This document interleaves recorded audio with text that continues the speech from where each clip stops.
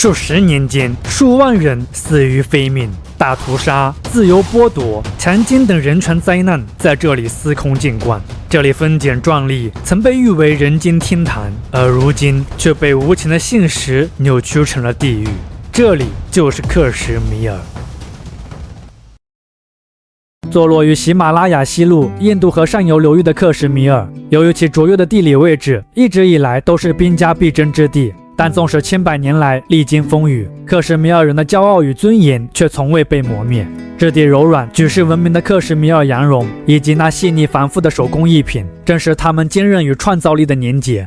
而回望昔日的克什米尔，仿佛回忆一场清晰而遥远的梦。文明曾在这片土地交汇，自然与文化的和谐亦在此有过共鸣。而如今，这一切却被现实的硝烟所掩埋。克什米尔美好过往的终结，始于1947年的印巴分治。从那一刻起，这片土地就不再属于克什米尔人，而是在新生国家认同的撕裂与宗教矛盾的漩涡中被裹挟前行，失去了自主命运的可能。从1947年到当下的2025年，4场大战不计其数的流血冲突，不仅彻底摧毁了克什米尔原有的和平与宁静，持续至今的制度性压迫、族群冲突与人权灾难，则更诉说着如今克什米尔人的艰辛与苦难。其实，在20世纪90年代以前，基于国家认同、宗教纷争等各种矛盾，克什米尔地区的骚乱也时有发生，但像今日这般大规模、有组织的恐怖袭击仍属罕见。根据南亚恐怖主义数据库提供的有限数据显示，自1990年以来，截至2001年反恐战争的兴起，印控克什米尔不仅恐怖袭击等暴力事件骤增，相关死亡的人数亦逐年攀升。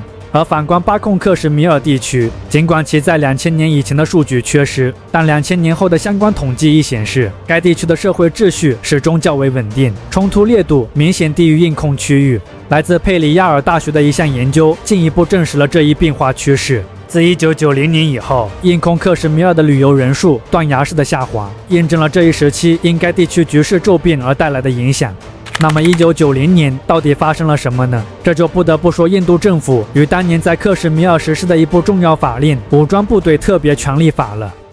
受制于地理阻隔、族群分化与文化多样性等因素的影响，统一对于印度而言其实并非常态，其在历史上一直都缺乏中央集权的政治传统。在英属印度时期，印度尽管在行政架构上形成了表面的统一，但实质上是一个由殖民当局主导、依赖军事与代理人统治的多民族多政体联盟。由于内部结构松散，地方土邦势力强大，因此当英国于1947年撤出之际，整个印度次大陆不仅迅速裂变为印度与巴基斯坦两个国家，一些重要的土邦如克什米尔、海德拉巴等更是公开表达独立意愿，令新生国家的整合面临着严峻挑战。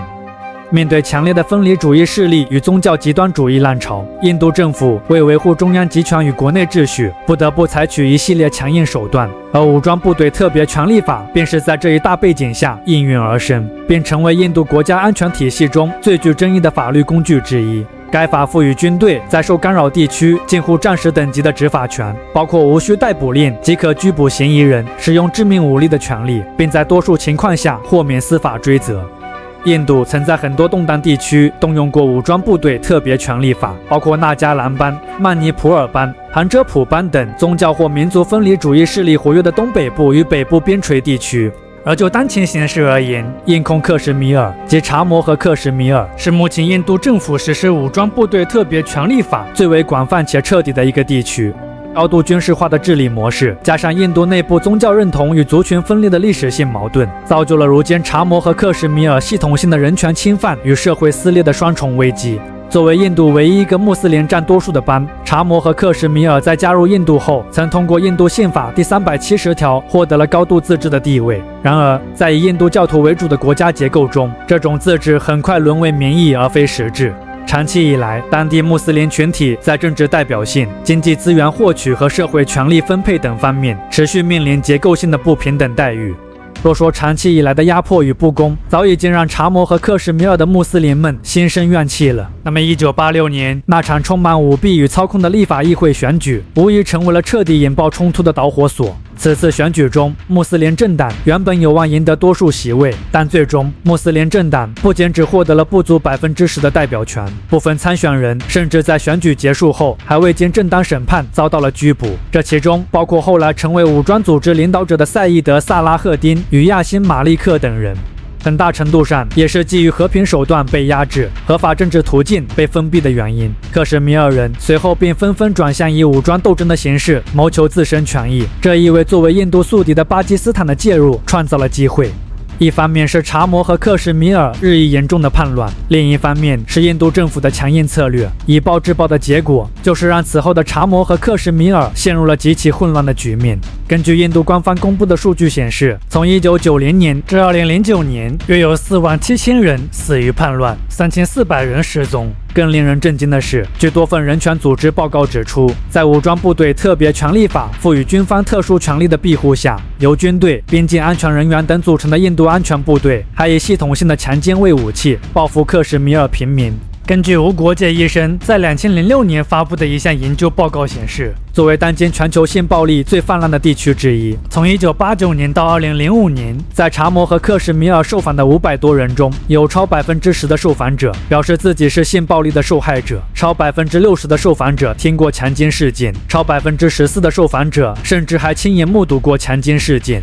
而与超高比例的性暴力形成鲜明对比的是印度政府对施暴人员的极度纵容。根据联合国在2019年发布的克什米尔人权报告显示，近30年来，印度中央政府几乎没有批准过一次针对武装人员违法问题的起诉。发生在2017年的克什米尔人体盾牌事件被广泛视为近年来印度安全部队在查谟和克什米尔制造的人权争议中最具代表性的案例之一。事件发生于斯利那加，一名26岁的克什米尔青年在遭到拘捕后，被士兵强行绑在军车前方，用以震慑沿途的抗议民众。这一行为的视频在网络疯传后，引发了国内外舆论的强烈谴责。然而，事件曝光后，印度官方不仅拒绝向受害者做出任何形式的赔偿或道歉，反而对涉事军官予以公开表彰，称其创新地避免了伤亡。此举被广泛视为对暴力执法的默许甚至纵容。这起事件不仅展现了印度安全部队在硬控克什米尔执法中逾越法治与人道主义底线的现实，更揭示出印度政府在该地区长期存在的制度性偏见与治理失衡，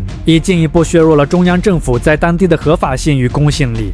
2019年，在查谟和克什米尔内部深层结构性矛盾尚未化解的背景下，印度政府宣布废除宪法第370条，正式取消查谟和克什米尔的特殊自治地位，并将该地区拆分为2个中央直辖区：查谟和克什米尔联邦直辖区以及拉达克联邦直辖区。而此举在行政上确实为印度中央政府提供了更直接的治理渠道，也为当地基础设施建设与经济投资创造了制度条件。然而，从克什米尔人的视角来看，这一决定被视为对印方历史承诺的撕毁，同时也引发了对其政治身份与文化认同遭到边缘化的深切忧虑。强制整合不仅未能缓解已有的民族裂痕，反而进一步加剧了当地的政治疏离感，激化了原本就紧张的社会情绪与边境局势，也让本已动荡的克什米尔局面更加不可控。相较于硬控克什米尔的高度军事化与持续动荡，巴控克什米尔地区表面上显得更为平静，公开冲突事件也相对较少。然而，这种相对的和平背后并非不存在问题，而是隐藏着另一种形式的压制。用不见血但高压来形容巴控克什米尔的治理现状，或许再贴切不过。无论是在名义上拥有自治地位的阿扎德克什米尔，还是至今未被纳入巴基斯坦宪法正式行政体系的吉尔吉特巴尔蒂斯坦，为维持边境稳定与国家控制力，巴基斯坦中央政府在这些地区普遍采用以安全为中心的统治逻辑，包括对媒体和言论自由的严格审查、秘密拘留制度以及军方主导的行政安排。这种隐性军阀体制虽然在短期内维持了表面的秩序，但在缺乏民主参与和政治表达空间的环境下，也悄然积聚着社会不满与心理张力。从长远来看，这种不健康的政治生态不仅削弱了民众对政府的信任，也可能为宗教激进化和地区极端主义的滋生提供土壤，使巴控克什米尔在未来面临新的潜在不稳定风险。而纵观克什米尔的苦难之路，这不仅是南亚国家构建过程中最深的伤口，亦是国际社会长期忽视区域民族诉求与人权保障的缩影。如今的克什米尔依旧笼罩在迷雾之中，无论是印巴两国在边境的频繁冲突，还是地方治理的高度军事化，都诉说着克什米尔普通民众在国家安全与个人自由之间的苦苦挣扎。未来的克什米尔将何去何从？是继续在民族主义和大国叙事的洪流中沉沦，还是会实现真正的和平和自由？这片既是天堂也是炼狱的土地，仍在等待一次真正属于克什米尔人的觉醒。